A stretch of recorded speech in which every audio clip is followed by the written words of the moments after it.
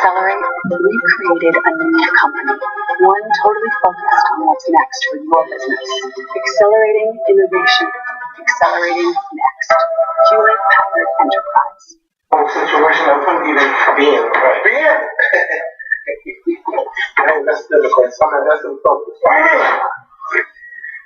Let's see, if I'm sitting up straight this time. What's going on YouTube? It's Kevin and Mikkel. We are back with a new video. I hope you guys had a great week. I enjoyed my week. I finally got a new rug for my floor so I can do my workouts, because on this new floor, I've been slipping every fucking way. I couldn't even work out properly. So, got my new rug and stuff. And I'm just ready for March, because there's a lot of things that I want to do coming up.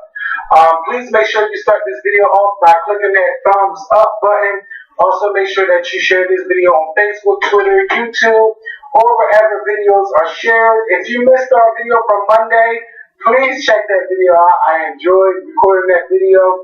And also, if you missed the next 15 recap, check out that review. The next 15 comes on TV1 Wednesdays at 9 o'clock. It's a show that's very messy. It's like a train wreck, but I enjoy watching it. And it has New York on there, Benzino, Jennifer Williams, Laura Levine, Karamo Brown, and Claudia Jordan. Yeah. So it's a good show, but it's a train wreck. But I love it. Check it out. What else has been going on? What are we going to start with first? This is the first topic. You want to do Donald Trump, Bernie Sanders. I want to talk about Ben Carson. The other day, on Tuesday, Ben Carson was going around to different radio stations and TV stations saying that how President Obama, sorry, do you get a bed for this? Yeah, it's my house. My phone is not working at all. That's not bad. So Ben Carson was doing the rounds just saying that how President Obama is not, people can't relate to him when it comes to the black experience. He doesn't know what it's really like to experience the full black experience because he grew up in a white household and that he grew up in an affluent neighborhood. So President Obama cannot really relate to African Americans like he could. So basically, and this is what he was saying, that Ben Carson said, I grew up in the ghetto. I had rats and roaches in my home.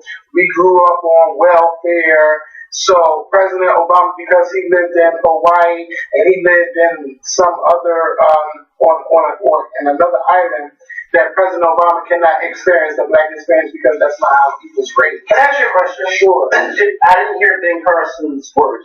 Did he actually mention the ghetto and rats and all that? Yes, he did that on CNN. I watched it at 3 o'clock. Shout out to Harriet Shaw, because she tweeted me saying that he was going around saying this shit and that he's going to be on CNN at 3 o'clock. Sure enough, he was on there at 3:05. He said, I'm going to be rats and roaches. Can I just say something?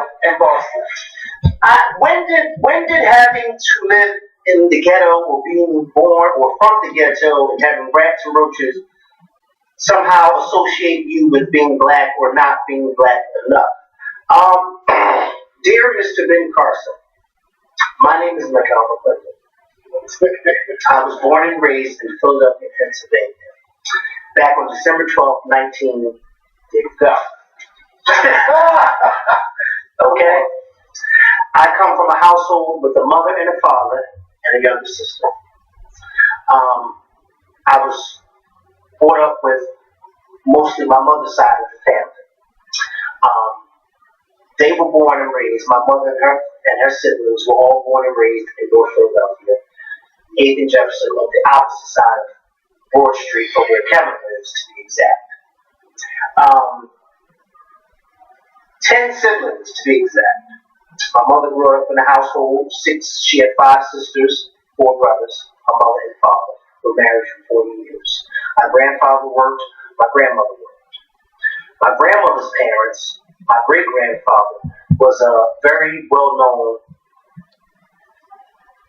I don't want to say wealthy because he wasn't rich, but he had money, a businessman. He owned certain, well, yeah, I mean, they weren't rich, but they had money. He he had several auto body shops and also a shoe repair shop. My great grandmother, I think that she was a seamstress, but not for very long because once her husband started doing so well, let's say, I think it was like in the early 1940s, they moved from 8th and Jefferson up to 25th and Cumberland. And of course, those of you in Philly, y'all see 25th and Cumberland, that's the ghetto. That's where the baseball stadium used to be. Right.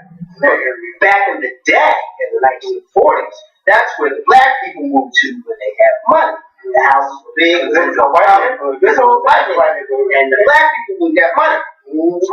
I say this to say, Mr. Carson, nowhere, shape, or form were we ghetto. Did we grow up in the ghetto? Did we have rats? Well, my grandmother did have a few roaches. I ain't gonna lie. She did. But no rats, none of that stuff. I'm sorry, Mr. Carson, but just because someone did not grow up in the ghetto like you did somehow means that they are not black enough. You do have some black people who did not grow up in the ghetto, and they know very well what being black is all about, okay? You don't have to grow up in the ghetto to know what being black is not. All you gotta do is walk outside your front door and get stopped by the cops every few stops or stop signs and things that you get to. All you gotta do to know what it is to be black is to go to several job interviews, and once they see your face, they say, well, they don't say it to you, but you don't get the job because of the color of your skin. All you gotta do to know to be black is just to go somewhere and have to sit and wait to be serviced when everybody else who done came in behind you or after you who has whiter skin or lighter skin, they're being serviced first. Okay? So what does being born in the ghetto or having rats and roaches in your house have to do with anything? Bern Carson, I have news for you. Okay? Maybe someone in your campaign has not told you this, but them white folks ain't nominating your ass to be no president. They are not nominating your ass to represent their party, okay? They would just string you along because they needed that token black guy to be, and you were that token black guy. Bern Carson, let me remind you, in case you don't remember, you have not won not one primary, not one caucus since this race has begun. It's always been in like 4th or 5th place or last place. It is now down to Donald Trump, Ted Cruz, Marco Rubio, John Kasich, Eliminate him. Eliminate Kasich and Carson. They need to bounce. No. I'm saying what the race is down to now. I ain't eliminating them until they officially drop out. But in the order that I named, Donald Trump, Ted Cruz, Donald Trump, Marco Rubio, Ted Cruz, John Kasich, and Bern Carson. That is the way that the ball has been rolling for the past few primaries or caucuses. Bern Carson, you keep falling in the last place. And yet you got the nerve to say that the President of the United States does not know, or he can't relate to being black like you can. But yet, during both of his elections, not one but two, he's gotten majority of the black vote in this country. I'm sorry, but most of the black people in this country that voted for him seem to think that he can relate to us very well. And not only can he not relate to us, but how proud is it for us to have a black man and a black woman in the White House representing us in a positive way. When we see them, we don't see the ghetto. We don't see the rats and the roaches like you seem to say when you think of your own self. And it's a shame that you only think of yourself as the ghetto and the rats and the roaches, because I don't think of myself like that, okay? When I went to 732 on the weekends, Miss Phil's house, let me tell you something. She lived in a 3-story home, and yes, there was a few roaches here and there, but let me tell you something. I ain't never looked at her house as the ghetto or anything beneath that, okay? Because my grandmother's light was always on. The gas was always on, the water was always on, and there was always food in Miss Phil's refrigerator. So I don't know how on earth, Bern Carson, you would think that would be okay to say that Barack Obama does not represent or does not identify with black people like you do because he ain't grown up in the ghetto. I'm confused. I'm so sorry. Ku Klux Klan would intrigue you different or Barack Obama different because the skin color or where you grew up. And let me tell you, don't give a let me just remind you, and for some of you that watched this video and live in Philly and are familiar with my grandmother's neighborhood, no, it has gone down. But let me tell you something. In the early 90s, that was not the ghetto, okay? That was North Philly, where my mother and father dropped my ass off, and they went about their damn business, and they knew when they came back late on that evening, their child would be just fine. Okay? I had the best childhood in North Philly at 732 Jefferson Street. The best childhood, and I wouldn't trade it for the world. Bern Carson, how dare you? How dare you? This is why you are looked at as a joke, not only in your party, but in the Democratic Party as well. And I can tell, and this is how I know that you're looked at as a joke in your party, because ain't nobody voting for you. Nobody's voting for you. Nobody at all. Nobody is voting for you.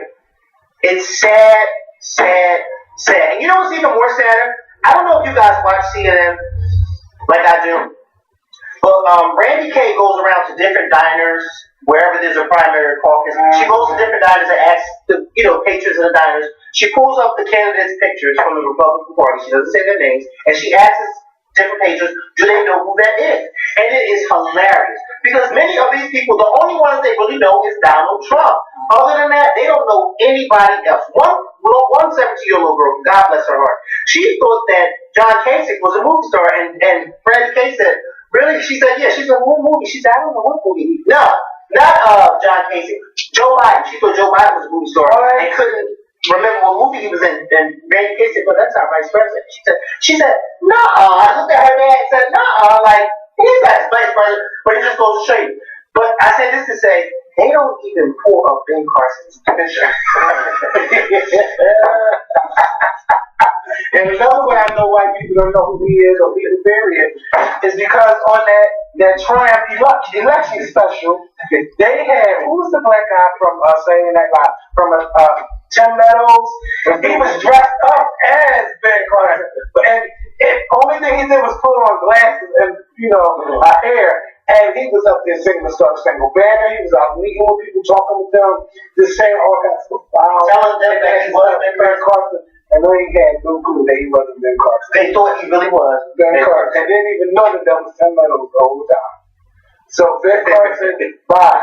I just couldn't believe that he got on television and said that. See, he's been saying a lot of stupid things, and that's what has turned the black community against you. Because, if you had common sense, you was fighting for what's right, even though you are a Republican, I'm sure black people will probably vote to get you in there along with everybody else, but you've been too timid, you've been quiet, you just haven't been putting your foot down on things. And they don't ask you no questions during the debate. Yeah. And then you always want to say, I want to thank you for including me. Excuse me. You forget that he's even. Yeah. And tonight, in an hour and a half, 2 hours, I'm going to get it. Stay up there. Because Trump is going to go off. And the only thing they're going to do, Cruz and Rubio, they're going to try to attack Trump tonight. And if I was in that situation, that's exactly what I would be doing. Bitch, I'm tired of coming in second and third. And Trump is right. And I wish these political people stop saying, well, if everybody drops out, then maybe the votes can go to either one of the Cruz or Rubio. But no, nobody is barely even voting for Kasich and Carson. They don't even get like 1,000 votes, and they all get like 20-something thousand. Like, Donald Trump is leading with over like 50% of the vote, or close to 50% of the votes. They're not going to vote for Cruz or Rubio. Now let's one or three of them step out. They make it a two-man race. Listen, a real two-man race. And Donald Trump had the nerve to win in Nevada. Yeah. And saying that it's very close. You gotta watch it. I don't know about y'all, but I be into this shit and listen to what he is saying. And then he'll get on you and say, yes, even the Latinos are voting for me. The educated and the uneducated. And I love the uneducated people. And I got it. Did you hear him say that? I did. But then did you hear Scotty Hughes, one of his supporters, to defend those comments on CNN? She had the nerve to say that she didn't see anything wrong with what he said. She actually said that she thought that him saying that he loved the poorly educated was a good thing.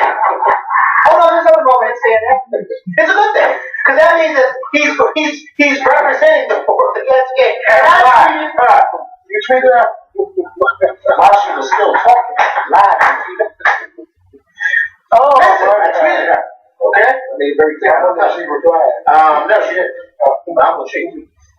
So I started off by saying, just to be very clear, I am one of those average working class Americans that worries about losing his job, having, that's not really, how I feel, but I just want to tell her that.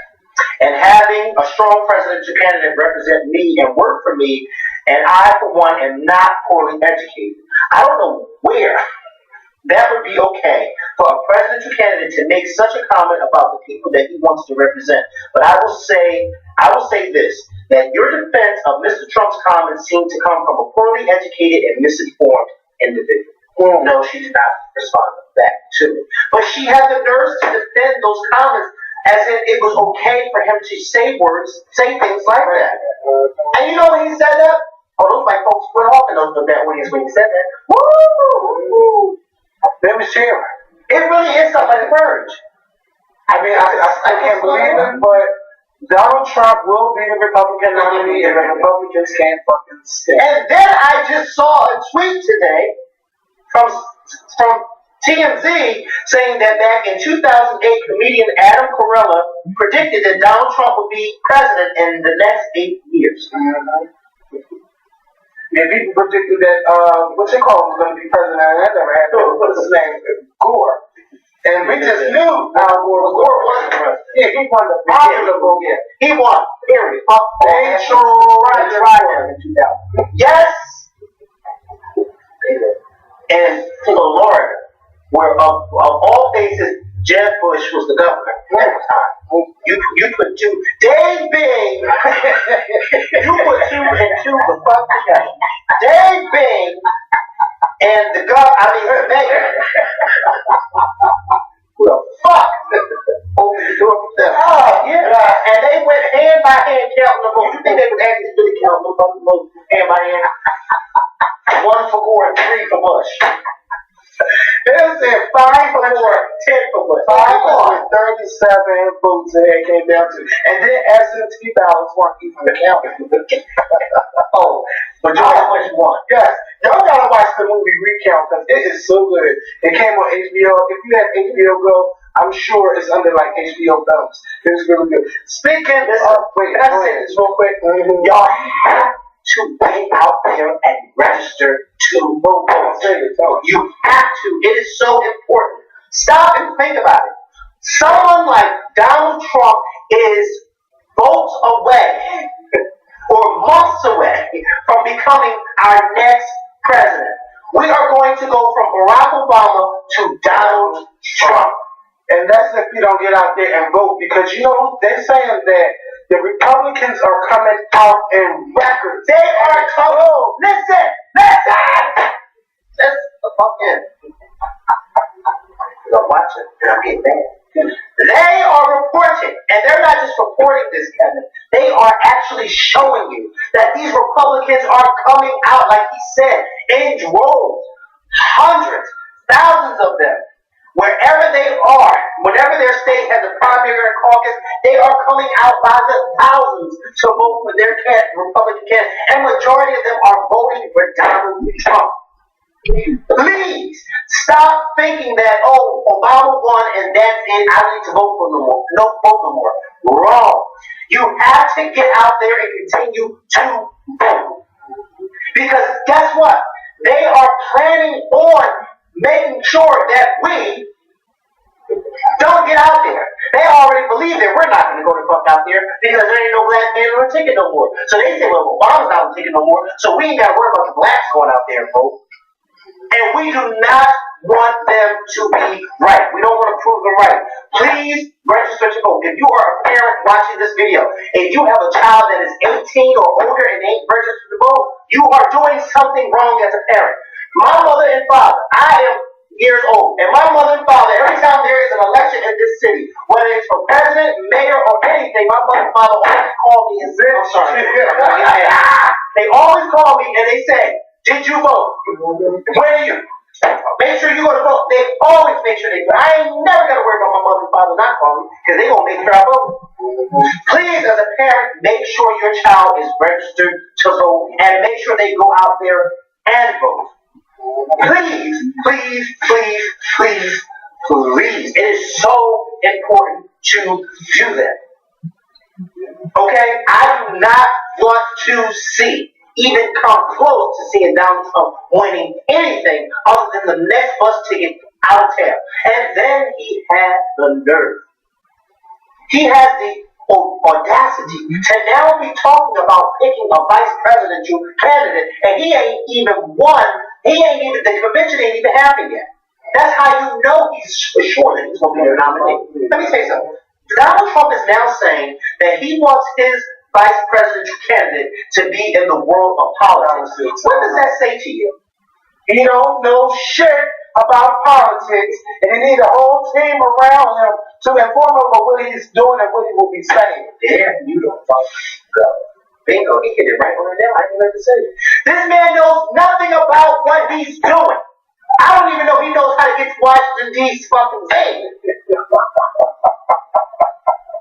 Okay?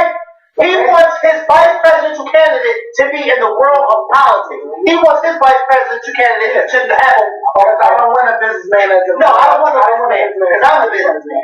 So I want the vice president. While I'm trying to build the next Trump Tower in Singapore, I want the vice president to be running the fucking show. But I'm going to take all the credit. And this is the man that these white folks be running out to go vote for. Y'all have to do better. I don't care if I never talk about entertainment ever again on this show.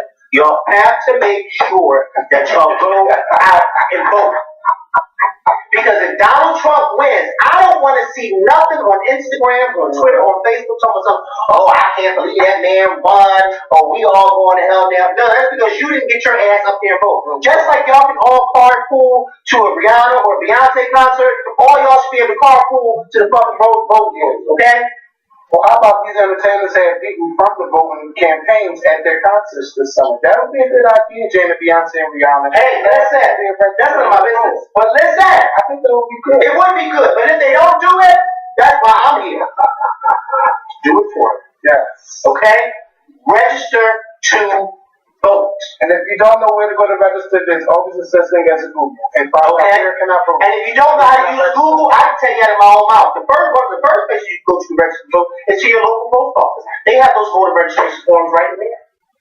I told this story a billion times and I'll tell it again. I registered to vote one day, walked into my house. There was these people, I don't know if they still do it. I don't know. The people knocking door to door in the summer.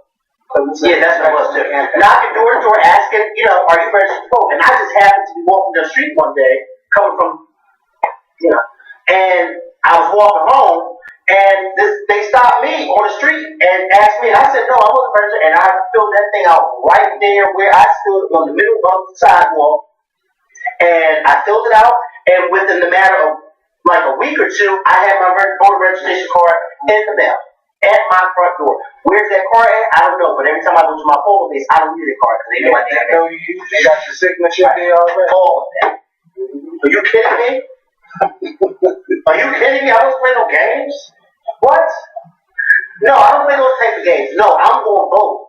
And I voted for Obama twice in 2008 and 2012. There were people saying, I'm not going to vote for him again because I know he's going to win. You don't know that. Anything could happen. We could have another 2000, another Bush war. Why would you want to do that?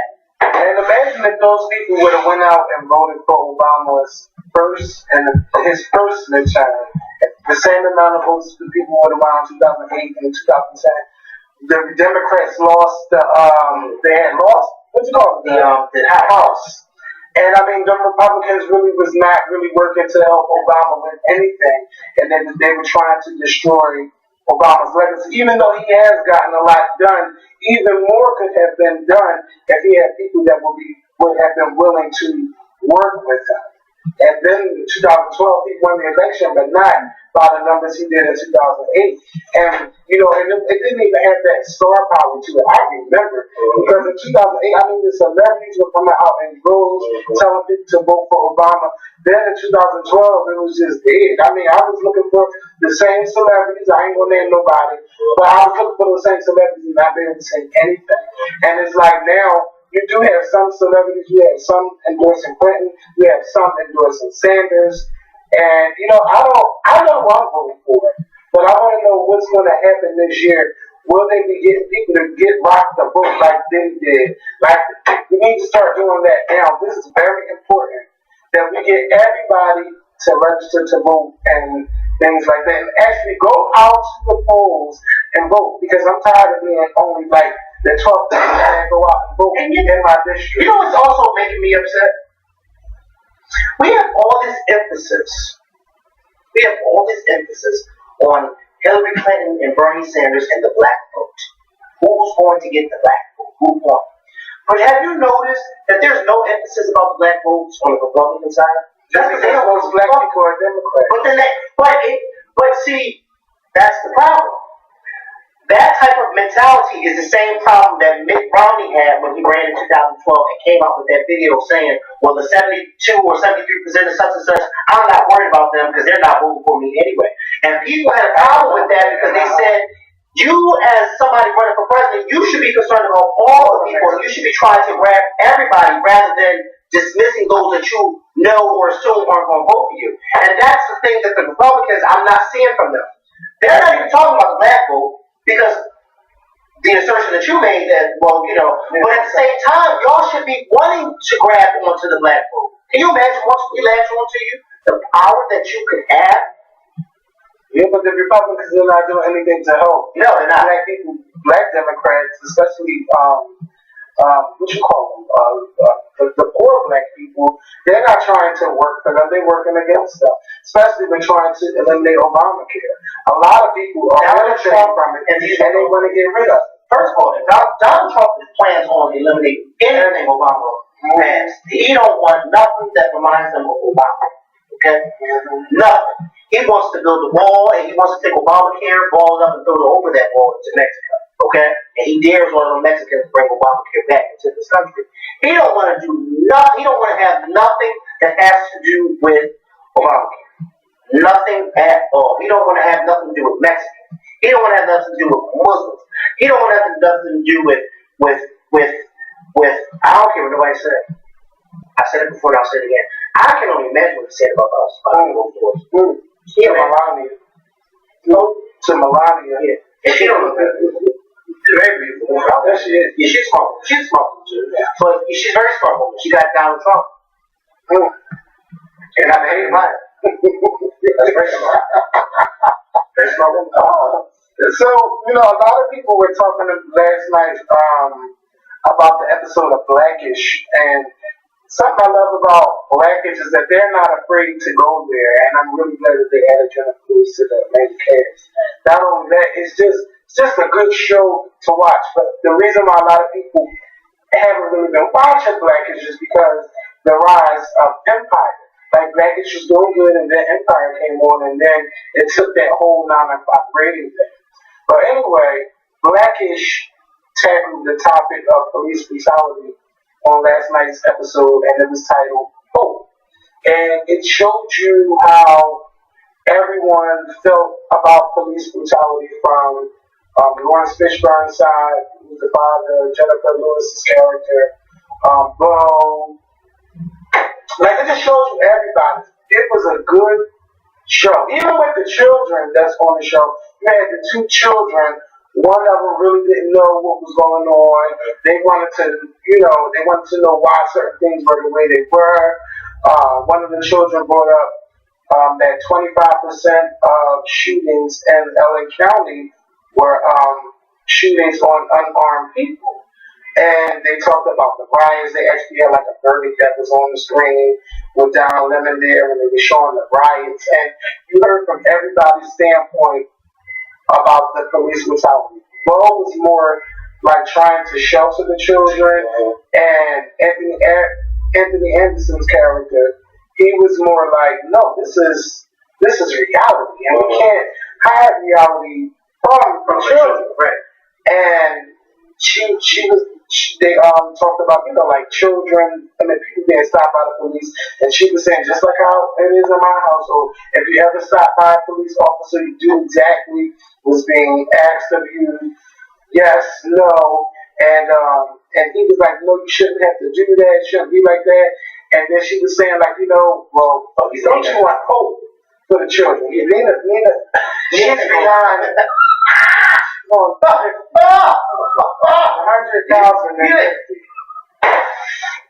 Like, like no respect, and I respect police officers. I'm sorry to cut you off, but y'all ain't never seen nothing. I know I sounded real ghetto, but y'all ain't never seen nothing until you seen his sister Nina encounter a police officer. And to this day, I am so surprised that one of them ain't take her by the head and dance. Because Nina don't play no games when it comes to her. And it's almost as if they're scared to respond back to her. Because she's the person that likes to push the. She pushed it there. I dare you to do something. And you're like, man, you talk to them like, don't do that, they got a gun. Yeah, because one day they might catch you when there's nobody's watching. Yeah, so yeah, they should come walking in your house. And then they'll make up a story. You're screaming out. That's who you're going to be. Her in the house. I ain't going to sit there and okay. Because you go tell the cop, we already know how her mouth is. You got a fucking mouth on. Alright, well, back to black. Yeah, so she said that she wanted her children to have a little bit of hope. And Anthony Anderson started describing hope with tears in his eyes about President Obama and Michelle Obama first getting out the motorcade in 2008 when she had that green dress and stuff. I mean, it's true. I mean, I know I can't be the only one that thought that. I hope that nobody tries to shoot them. Because nobody didn't want them to get out and started walking and stuff down Pennsylvania Avenue or wherever they were at. And I mean, they got out of the car and they walked. It was just a good day for America. He was like, didn't you have a fear that they would try to take him out like they do, like they take a lot of things away from us. I mean, that episode was good. Then when the children wanted to go down to the house, they were saying, no, one of them to the rally. They were trying to go to a protest, not a riot. Okay? Let's get that clear. They wanted to go to a protest, and one of them was like, no, I don't want you to go. And then one of the sisters, she just was like, she was talking about it, and then she wasn't really talking about it or whatever, but it was good. I don't want to get the whole episode away, but it was a powerful episode of Blackfish, and I do hope that this show wins Emmy Awards, and I hope that Anthony Anderson is nominated. It was just good, and it is something that a topic that should be discussed with children, even though I don't have children, and I've never had that conversation with my nieces about what's going on. It is a topic that needs to be discussed, and it needs to be had about how children see things on television, about police brutality, and how we can, inform them about what's going on and get the conversation going, because it's not a topic that's talked about every day. We all know how it feels and what we see because we know how it goes down, but we still need to talk to our children about it. And I don't know what teachers are talking about or discussing, and I don't know. It makes me feel like I need to step up because I don't know what they're teaching the children in the classroom about it. Well, I'm sure when Amber comes in from London, or Germany, wherever she's at, she can talk to you. Yeah, maybe she has had that conversation because my mom had those conversations with me, but I ain't never get out there and talk to my friends about it. I ain't never had this conversation. Maybe somebody else should talk to Anthony about it. Who knows? I don't know. But as a woman, they brought up the Sandra Bland thing. I still feel some type of ways about that whole interaction. That I don't care to discuss right now. Right. As we've already discussed. But I will say this. The Sandra Bland situation opened up a whole other can of worms to people's minds that, it's not just black men, but it can happen to black women too. even though there are a lot of people that feel certain ways about that situation. But it still opened up a can of worms. And so now it's just about just being black, you know. And I feel so sorry. My heart aches for black mothers when I hear black mothers speak about how they fear for their black sons whenever they walk out of the front doors. I'm not a black mother. I'm a mother, but I'm not a black mother, you know.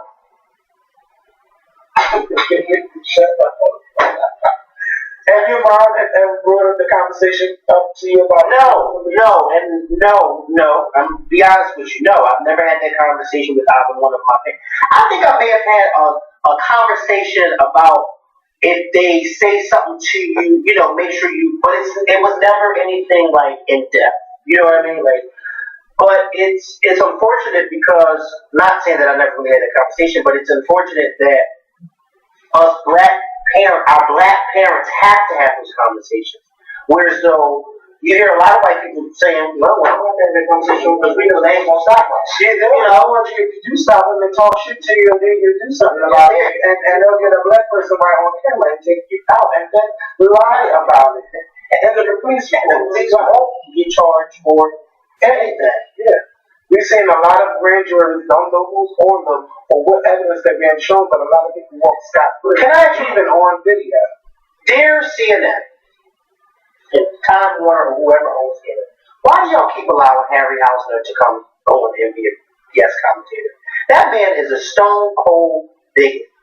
He does not. I feel so sorry for New York City when y'all had him as whatever the hell y'all had him as. That man has no regards for black lives at all. He tries to defend the police department to the utmost when it comes to them killing black men. And you know, he had the audacity to say that the only crime that he saw recently that was committed by a cop was when that cop shot that man in the back and was caught on camera. That was the only crime he thought. Wow. Everything else, the Michael Brown, nothing else. That was the only crime he thought a police officer committed. And I'm thinking like, what? Is this man for real? And these are the type of people that are put on and being paid by taxpayers when they are put on to protect and serve us. It's so unfortunate. It really is unfortunate, but it's like, part of me is like, I don't want to see somebody like them on TV, but then another part of me is like, yeah, I have to see him on TV so I can know what it looks like when I come across them. You know what I mean? Like, when I come across someone like them, I need to know what it is that they look like. But he is an embarrassment. He really is. He has no regards. They had this segment where they were speaking about Beyonce. It was 3 black commentators and Harry Hauser. And all the black people were, you know, all for Beyonce. Like, why are we even discussing Beyonce and this whole Black Panther stuff? Because Black Panthers were racist. They killed white cops, and they were, you know, it was just a horrible conversation. And the black people that they were talking to was like, "Are you serious? Like, you don't even know the real history of the Black Panthers." And they were trying to school him, explain to him, and he didn't want to hear nothing. He didn't want to hear nothing. None of them had to say. It was so sad to watch, but it's unfortunate because it's a lot of them that feel that way about us as a whole, and they smile up in our faces when we go. I'm sorry, I'm right here. Does anybody do this? Because I find myself when I go to different businesses, I'll go to different businesses and I'll sit there and I just find myself counting how many black people I see and how many white people I see. Like, for instance, I went to go pick up my car today at the Ford dealership where I bought my car from. My car was being serviced. And I'm sitting there in the waiting room and I'm noticing that all of the people that are behind the thing are all white. There was not one black person. There was not one black. Well, they do have black salespeople out in the front trying to sell the cars, but in the service department, there was not one black face. It was all white men, all white women. From the cashier to the receptionist to all the team leaders, and then I had the nerve to go on my email because they sent me emails, and they had the nerve to have nothing but all white faces. And I had sit there and I said, "Where's the black people at? Can't we do this job too?" But you said the black workers there, but Not in their advertisements. Clearly, you just saw not in the advertisements. No, not in the advertisements. They don't have any in the. They have the ones that are out there. The few that are there are out in the front, and they are selling the car. Trying to get you to sell. Trying to get you buying car. But in the department that I was in, the service department, getting my car serviced, there was no black people back there. Not one black face. And it was a lot of them back there. And there was not one black face. To be quite honest with you, I stood there waiting for that lady to serve me, and I was the only black person in that room. And it had to have been about 25 of us in that room, and I was the only black person. Everybody else was employees. When I go to places, like for instance, at my job, or wherever I work, I always try to count how many people in administration, in the administration part of your job, how many in administration look like me? As a matter of fact, today at my job, there's no one in administration that looks like me. None of the top people anyway. Now, they have a few people under them, but their jobs are minute compared to the big jobs. No, the only time I notice the color thing is if I see a face out of place. Not saying that they shouldn't be there, but like if you see all these black people, one white person, I'll notice it. All these black people, or white people, one black person, I'll notice it. I'll notice that, but sometimes, like when I'm at a Beyonce concert, I'm surprised that the white people outnumber the black people at the concert. And I like it. Because the highest ticket price you got this question. No, I'm saying why you surprised? What? I mean, the way people like Beyonce. I couldn't tell that 2 weeks ago. But yeah, I mean. that was, you know what? That was just a small few. You know what I mean? That was just a small few. Because like I said in one of our past videos, majority of her sponsors are from white people. And those white people ain't none of she ain't lose not one sponsor. She ain't lose no sponsor, as a matter of fact. It was just a dumb protest. It was a dumb protest. It was even a dumb thing to even bring up about her. But, you have a lot of dummies out there. Well, people that just like to push the topic and, I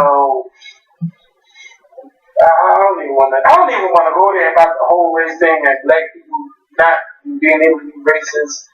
And black people are definitely. There are a lot of blacks that are racist. And it saddens me when I see it.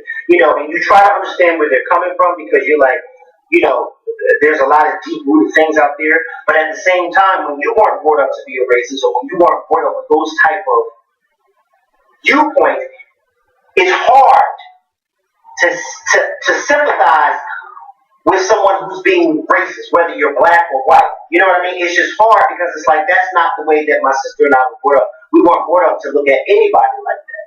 Yeah, it's mostly, you'll see that when you see like a black person that doesn't like white people. For me, it's more when I meet older black men, especially black Uber drivers. Like we have those conversations about, and then this is several times, like the past, like anything like to older black men, the white man is the devil. He's evil. He's this. He's that. A show that the documentary I love to watch. For color girls, I'm trying to. For Little Girls, I love watching it, and it's a great documentary. You hear from everybody about how it was back in that time, from the children to the adults, and you can hear the anger in their expression and their voice, especially about when the McNairs, when they went out to eat and the daughter didn't understand why she couldn't have a hamburger at the restaurant, and then it's because she was black, and the mother was explaining how hard that was for the husband to even say I was about to lose daughter. Like you see a whole bunch of that stuff.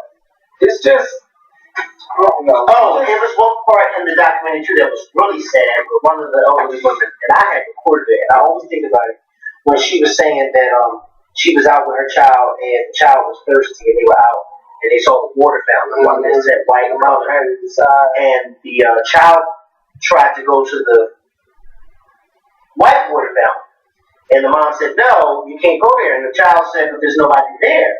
The child didn't understand why they couldn't go, and it was so sad about because the mother was, trying to explain to them, well, it's not the fact that nobody's there, it's the fact that we can't use it. And then she said that her child just kept saying, but there's nobody there, so why can't I? It was just so.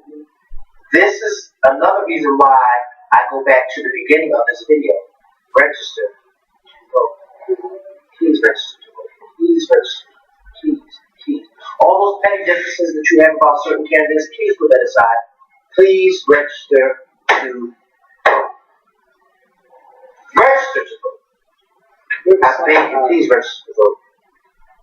Because if you let somebody like certain people in the White House, we will be going back to color to whites.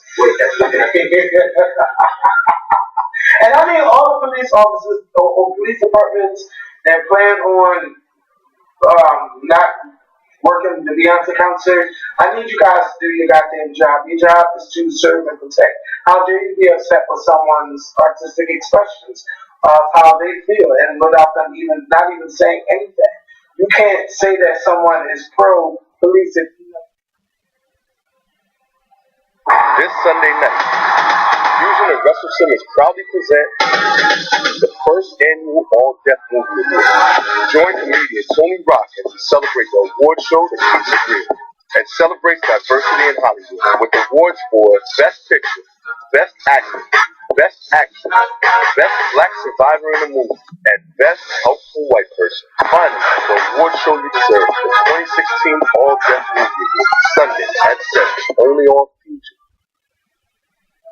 You can't say that someone is pro-police if you never heard them say that.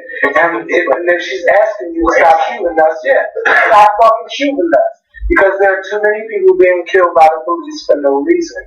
And, it's just like I'm so tired of saying like, oh, it's so sad. It's like, it really fucking is. And I think there needs to be a whole new, all these police officers need training on how to stop a suspect, how to not shoot first. If you see them reaching, it could be a cell phone. It's just ridiculous how many people get killed for no reason. Oh, I thought he was grabbing something. Oh, it was just a cell phone. Oh, and they just walk away like it's nothing, like somebody's not laying there dead. Mm-hmm. And then refuse treatment like they did to Tamir Rice. And then the emergency people had the nerve to send the family a bill for $500 saying, y'all didn't pay this. For the ambulance. And y'all let that little boy lay there on Was it $500? Yeah, it was $500. I'm thinking $5,000, but it was $500. But to be that fucking petty, after that woman has been through so much losing a child, a 12-year-old child, and y'all gonna wake up years later and say, oh, you never paid this bill, we're gonna sue the estate if you don't get this money, just because you can, and that's the only reason why it's done. And then that officer is not even going to be indicted, or if he isn't, I believe he's not. And I mean, he shot that boy within 1 second of getting out the car. As soon as he got out the car, he shot the boy. And then you're going to have a grand jury, and they seen the video, and they still say no. It's just so sad to see that police officers do that, and mayors are not saying nothing, governors are not saying nothing. It's like everybody is so tight-lipped about these situations. Stop being afraid to speak up and say something. We shouldn't have to have all of these rallies and people rioting and destroying their city. But imagine if everybody was doing their job the right way, we would not have to do that. There wouldn't be a need to have an organization called Black Lives Matter if the police were doing their job right. And for white people, again, Black Lives Matter is not saying that your life don't matter, white lives don't matter, Latino lives, Asian lives. We're saying Black Lives Matter because police officers are killing our black people in numbers.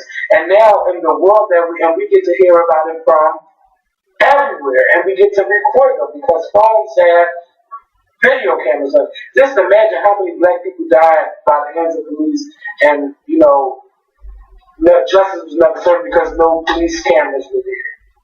We get it's so technology is so different. It goes back all the way to Rocky. And they can make up whatever they want and put it in a police report and justify it. Yeah, they whooped his ass. And then they got away with it. And that's why the city got tore the fuck up like that. Again, y'all know I don't agree with tearing your goddamn city up, but people will riot. I'm not going to be one of those people. I'll be one of the peaceful protesters. But sometimes you do see that shit can't get done unless you tear shit the fuck up. And it shouldn't have to be that way. Right now, police department, they prepare for riots if they know something's not going to go the right way. Right, like you said, the right way. Yeah. So, what else do I have?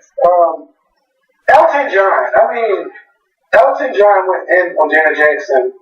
I don't know how this topic came up, but all I know is that Janet Jackson is insulted by Elton John for lip syncing at a concert, and he prefers that Janet Jackson. He would prefer to see a drag show than to see Janet Jackson. Now this is not that. Wait a minute. Yeah, I didn't know he felt that way. yeah, and I don't know why. I think he felt some kind of way because he seen that Janet Jackson had got a 4.5-star review for a concert. And he was saying that, that's shit because she's lip syncing. And basically, he said the same thing about Madonna a long time ago. Oh, if you lip sync at a show, you should be shot. Janet, now I know Janet did an interview a long time ago. Like, yes, some parts are lip sync and some parts are live.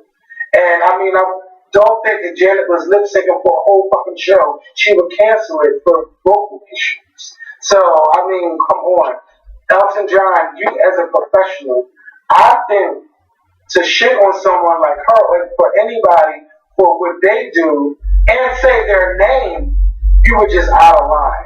And to just say it free will, if you lip sync, I'm gonna shoot you. I'd rather go see a drag show. That's not a performance if you lip sync. Janet Jackson puts on a motherfucking show. Like, ain't nobody coming against you because you sit at a piano and fucking sing. I ain't never seen you dance, bitch. Janet Jackson get out there and she puts on a show. Just like you, but yours is different because you're sitting at a piano the whole time. But to just disrespect someone that's been in the game for a long time, that is fucking wrong. Elton John, you know, you're just an old bitter bitch to make a comment like that. And the same thing goes for Janet Jackson. If her fans, Madonna and Janet Jackson fans want to go out and see their artists do that, that's what the fuck they do. How did you get mad how much the ticket price costs? Don't knock nobody's hustle, whether they lip syncing or live. If they got fans that want to go out and see them, let them go out and do that. And then nothing. Wendy Williams, you got up there on your show and you said that, Mariah Carey doesn't need to have another number one in her soul, like to release a number one album or 4 number one singles or whatever. Like, when you're talking reckless a lot, and it's making you look, it just makes you look terrible as a human being to say what someone doesn't have and what someone do have. It's like, who sat there and made you the judge of that?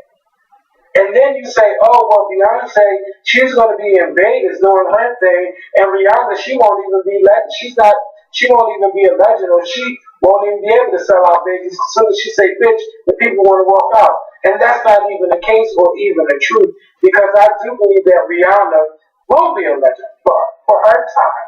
And to have 14 number ones, that's a part of her legacy. And she has more number ones than Michael Jackson, then Beyonce, then Whitney Houston, then Janet Jackson. I mean, Rihanna has done the damn thing. And she's had a team that made sure that she reached that level of success, even at that time with limited vocal ability. And I will say that because her vocals have improved so much. But it's just like, it sounds like you're just spewing hate. And you should not be doing that on your platform, because people can sit up there and say, you're not even over. And clearly you're not, but you can have a legacy like Oprah being on TV for 25 years, and you are pushing it because, you'll be there in 2020, but I just don't agree with you speaking down on people and in that tone, because you don't even do that to, I don't even want to say it, but you don't do that to a certain group. You don't even talk that way or talk down like that about some people. And just because people don't make music the way you want them to make music doesn't mean that they should quit something. So, that's all I have to say. Elton John pissed me off. Whitney Williams pissed me off. So, yeah. And if I had one ticket too, I would see Beyonce open it up. Yes, that is the truth. Because Beyonce puts on a great show. But I don't believe all entertainers sing live when you gotta dance and do all that shit. Everything's 100% live. Fuck no.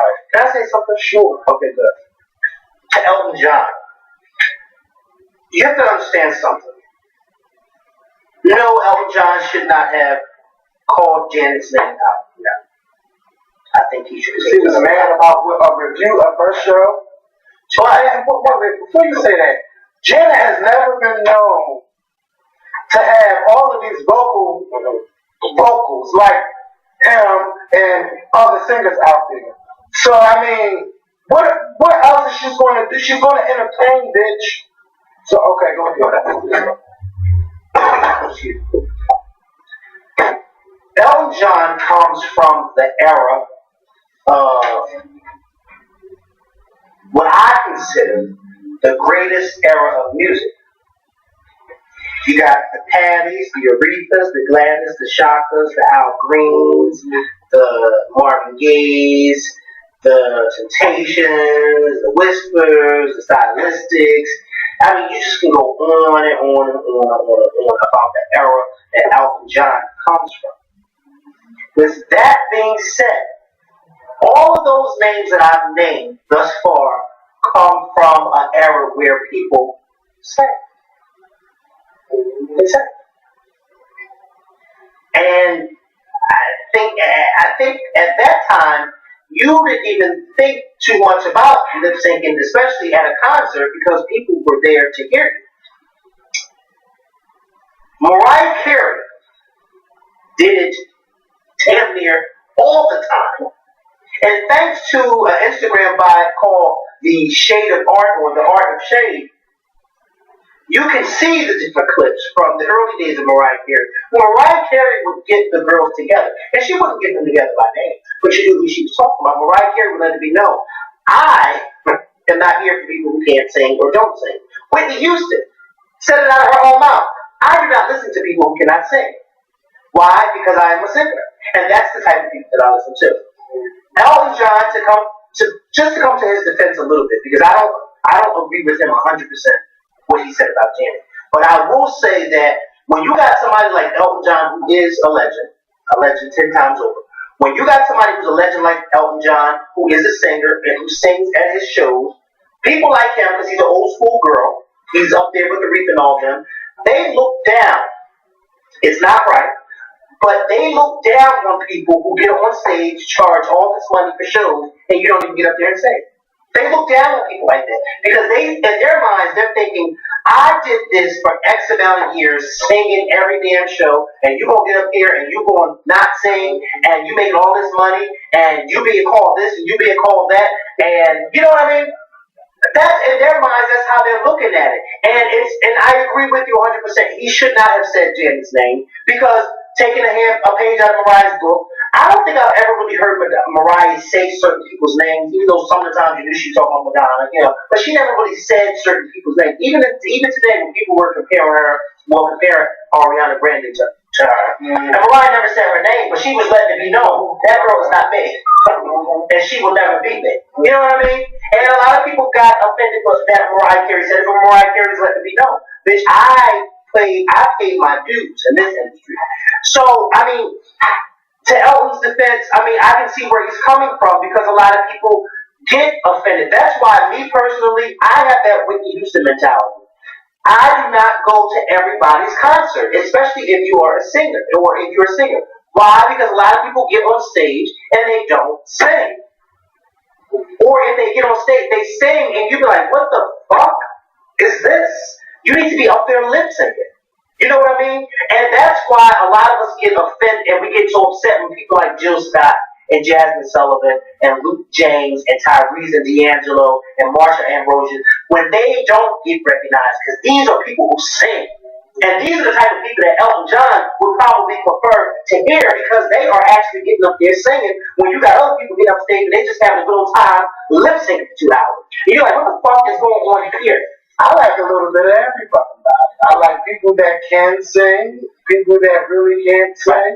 I like a whole. And that's why a lot of people love you more than they like me when it comes to that. Because I'm going to call a thing a thing.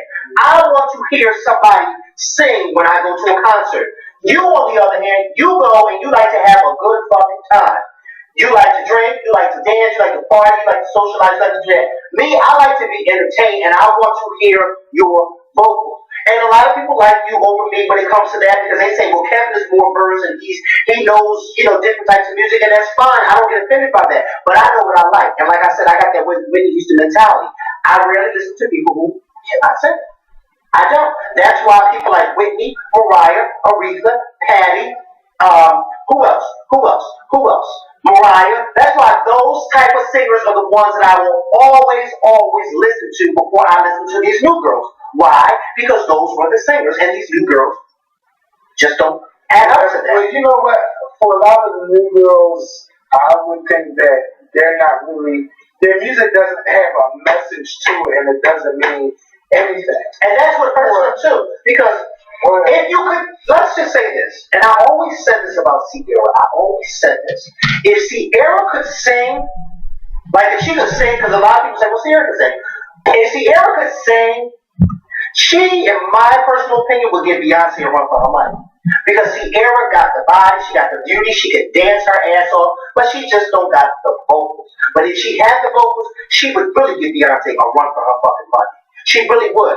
And that's the thing with me, and with a lot of these artists.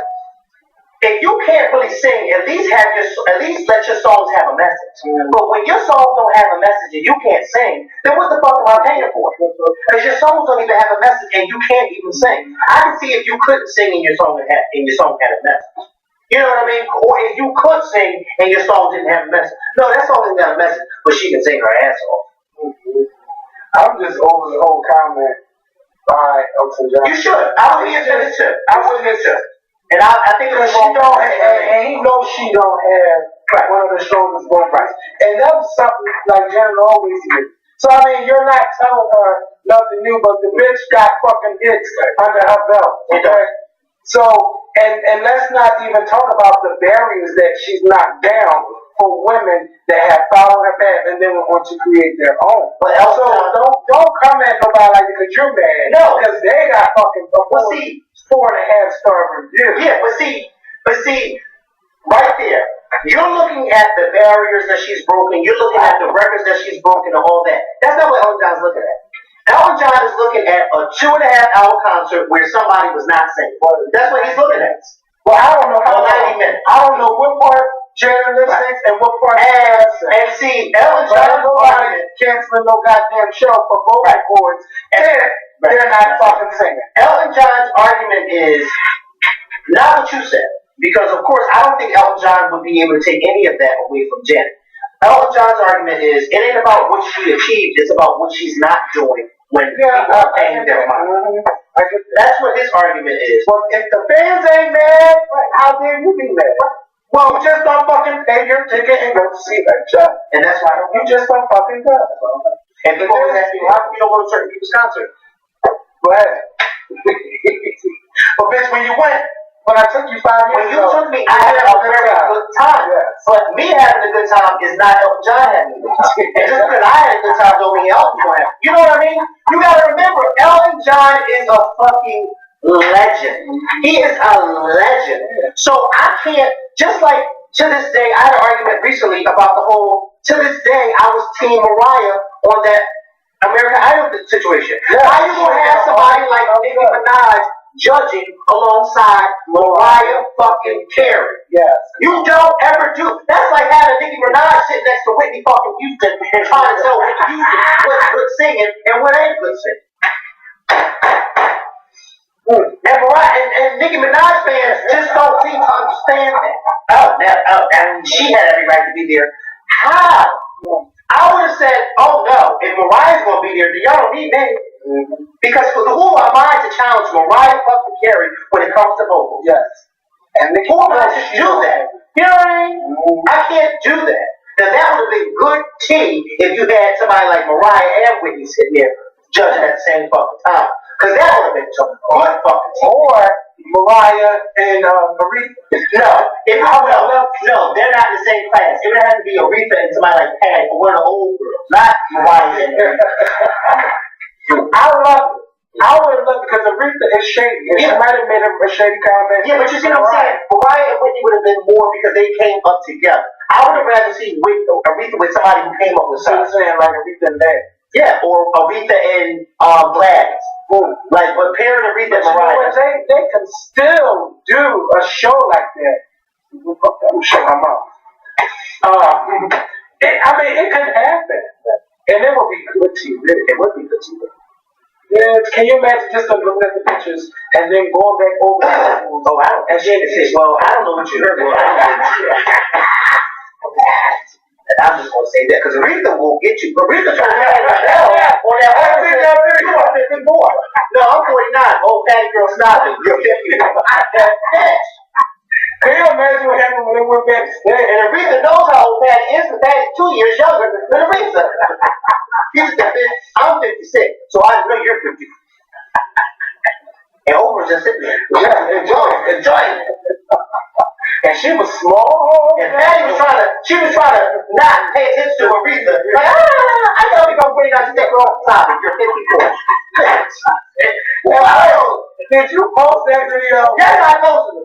With Dion and Patty? No, and I saw it. Yeah, I told her this is my song.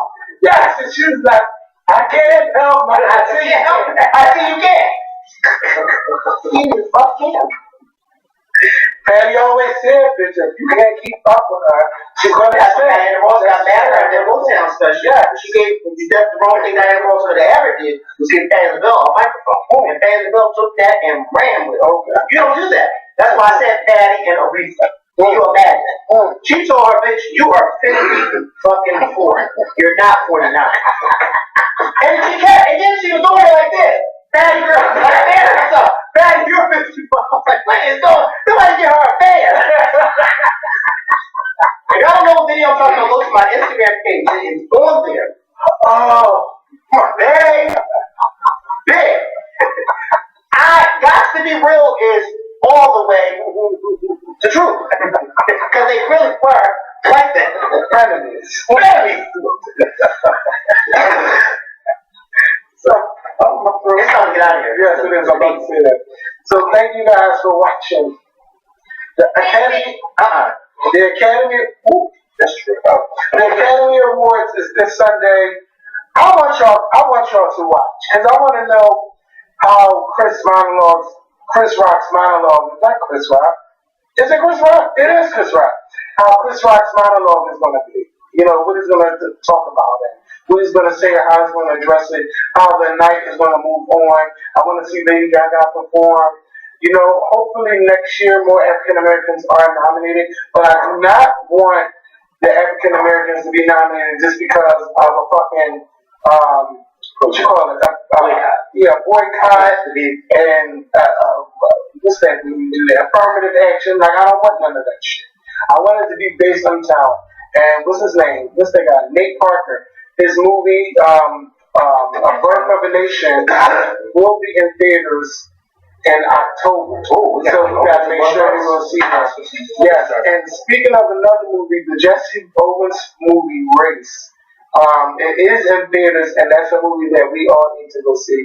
It came out during Black History Month. A lot of people are not talking about it, but it is good. It would be good if we could all go out and see that film. Since we want to counter the Academy Awards, how about we go to the theaters and go see a Black film? Right. Since we want to hold them accountable, let's hold ourselves accountable and go support our Black films. Yes. There you go. And another movie that I've seen now, when I first seen the previews, I think I went to go see that movie, I don't even remember, but I seen the preview, Brotherly Love. And I seen that it was Philly based and everything like that. That's what Kiki Bone did. I had a coworker tell me. I did not watch the movie until last night. I heard you should. When I tell you, I don't even want to, I can't even say, because that, it is, and mind you, my coworker, she said it was so good that when it went off, she turned it on. Yeah, I said, really? Jamal fucking Hill from Philadelphia. First of all, it's all Philly niggas. I never heard of Phil over being called Hill, but I have heard down about it. See, I would just say West Philly or Southwest. I wouldn't say down about because you don't go there. Yeah, you don't go down there. Yeah. But, I mean, it was Philly down to even from the slang. You drunk. that drone over there, even though they don't know how to say it right. It was Philly down. And the way he told that story from the beginning. What is it on Netflix? It's on Netflix. I want everybody as their homework to go watch that. And I'm also going to watch Dope this weekend. And make sure y'all catching up on American Crime. This week they told they talked about school shootings, talked about being gay in school, and then they had people speak about it from their own experiences. American Crime is that fucking show that people are not really talking about, but it's good. So I gotta check that out. Again, make sure y'all watch Brotherly Love. And shout out to Jamal Hill. That's the first movie I've ever seen by him. I don't know if he did any other films, but it was good. Just wait, bitch. Just wait till you watch it. And pay attention to everything, bitch. Don't even get up and pee. You gotta watch the whole movie from beginning to end. Everything will fall into place. So I want to say thank y'all for watching. We will see you guys next week. We'll discuss the Oscars. Make sure y'all watch it. And we'll be out. We'll see you on Monday with a new video. Peace.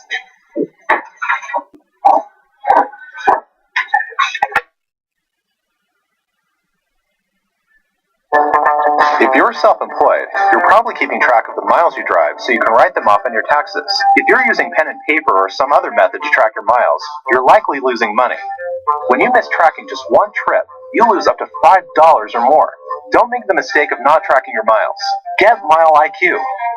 It's an app that puts money back in your pocket. Whenever you get in your car and drive, it automatically, by itself, detects, logs, and calculates your miles. You don't need to do anything. At the end of the year, you have all the information you need in an IRS-compliant report. So how does Mile IQ automatically track your miles? The app uses smart drive detection technology to create a drive log on your smartphone. Just turn it on once, and Mile IQ does all the work. You never have to remember to track your miles again. Mile IQ allows you to categorize your miles. It will ask you if your trip is business or personal. Simply swipe left or right. If you forget, you can always go back and classify your trips later. Mile IQ will remind you when there's drives to classify. You probably think that you overestimate the miles you report for taxes. The truth is, most people are underestimating. That means that you're likely losing money. How many more miles could you deduct if Mile IQ did it for you automatically? Don't think you're missing business miles? Try Mile IQ for free, and you'll be amazed at how many business miles you are actually driving. What's the first thing the IRS checks when they audit you? Your mile deductions. Duh. Mile IQ puts all your trips in an IRS-compliant log so you know you're covered. You'll get weekly and monthly summaries of your mileage log, and come tax season, all your drive history is ready to go, hassle-free.